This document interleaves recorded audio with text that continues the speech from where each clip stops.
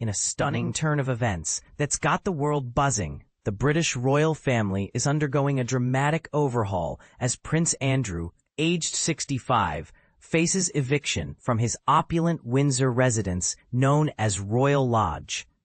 This comes after a torrent of controversies tied to his association with the disgraced financier Jeffrey Epstein, leading to the stripping of his royal titles and honors.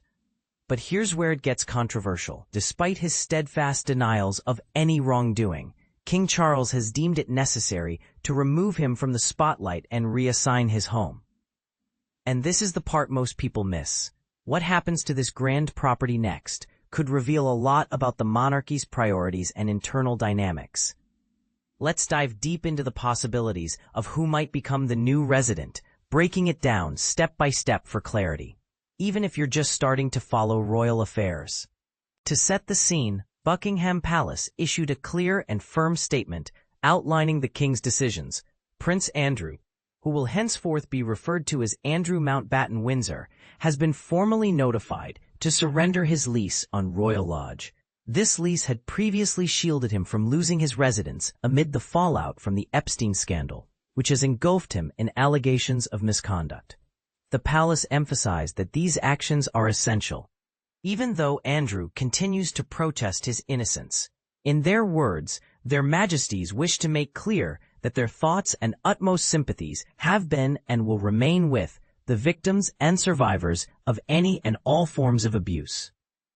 For beginners, think of this as a formal eviction notice from a prestigious family home, tied to broader ethical concerns. It's not just about real estate, but about accountability in a global spotlight. One potential candidate that's sparking whispers is Prince Edward, the king's younger brother, and his wife, the Duchess Sophie. Edward has carved out a reputation as a dependable and low-key royal, stepping up his public duties since the departures of Prince Harry and Meghan Markle from senior roles, and following the passing of Queen Elizabeth II. With their increased visibility at key events, some speculate that King Charles might offer them Royal Lodge as an upgrade. However, they currently call Bagshot Park in Surrey their home, a sprawling and elegant estate they've occupied since 1999, complete with all the comforts of a royal lifestyle. They've even secured an extended lease for another 150 years, suggesting they're deeply entrenched there. For those new to this, Bagshot Park is like a royal version of a dream country home, and moving might disrupt their established life, especially given their growing role in representing the monarchy on the world stage. Then there's Princess Anne, often hailed as the hardest-working royal for her tireless commitments to charity and official duties. You'd think a grand property like Royal Lodge would be right up her alley, but she's already got her hands full with her own countryside retreat at Gatcombe Park.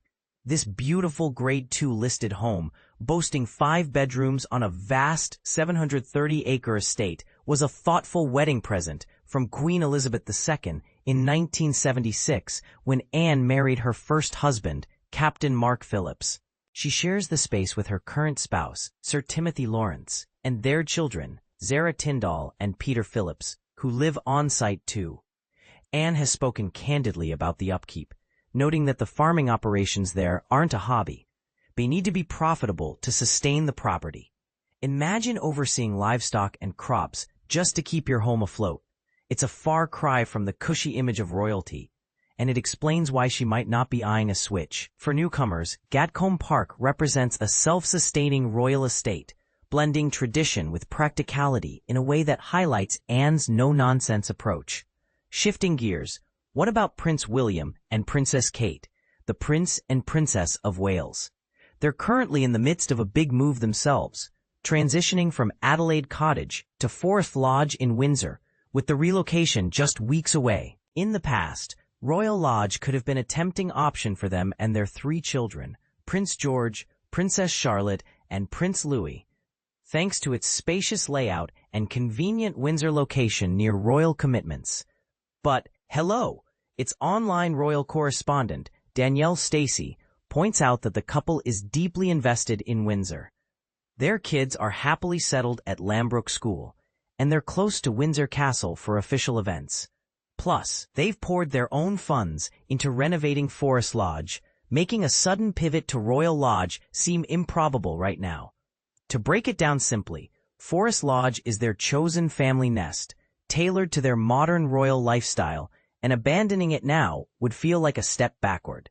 Another intriguing possibility involves Princess Beatrice or Princess Eugenie, Prince Andrew's daughters. Despite the intense scrutiny on their father, both women remain warmly regarded by the public and closely connected to core royal figures. Could one of them and their families upgrade to Royal Lodge? It would be a significant leap from their current lives, given that neither is a working royal and both pursue independent careers. For beginners, this raises questions about fairness. Should royal homes be reserved for those actively representing the monarchy, or is familial loyalty a factor? It's a hot topic that could divide opinions on how perks are distributed in such a historic institution. Lastly, and perhaps most surprisingly, King Charles might decide against filling the vacancy at all. Some royal properties aren't lived in as private homes. Instead, they're repurposed for administrative offices, storage, or even public tours to showcase history and culture. This could be Royal Lodge's new chapter, turning a once private haven into a space that serves the monarchy's broader functions. It's a pragmatic choice, but one that might leave fans wondering if it's a missed opportunity for tradition. As we wrap up, isn't it fascinating how a single home can symbolize so much about power, scandal, and family ties in the royal world? Do you think Andrew's eviction was the right call, or does it feel like a harsh family judgment? And who do you believe should inherit Royal Lodge? Or should it stay empty? Share your thoughts in the comments. I'd love to hear your take on this royal reshuffle.